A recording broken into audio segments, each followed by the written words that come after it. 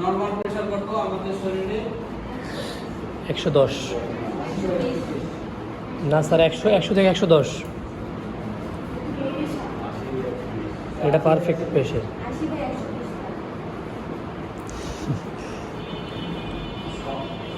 সবাই যেটা বলবো সেটা একটা হতে হবে।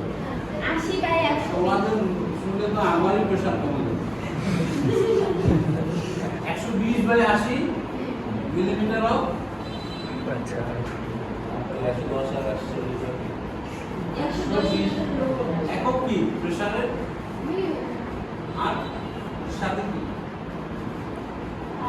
তোমরা বেসিক জিনিস বলি তো একবারে বেসিক। ওইটা হচ্ছে high pressure. Millimetre of mercury. এই একক না করলে তো হবে না।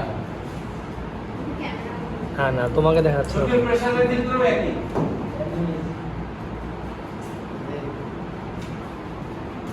ক্লাস শেষ হয়ে গেল। থ্যাংক ইউ আসলে।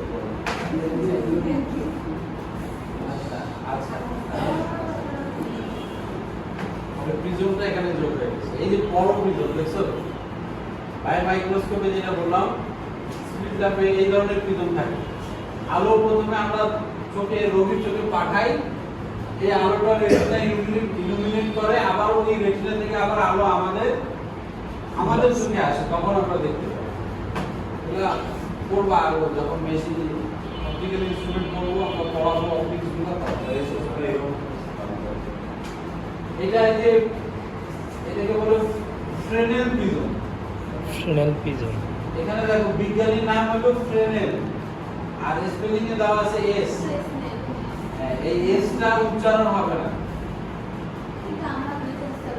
না করা যাবে না। এইজন্য যে আমরা পড়াচ্ছি ফ্রেনেল, আমরা তো ফ্রেশদের পড়াচ্ছি না, আমরা পড়াচ্ছি কি ফ্রেনেল।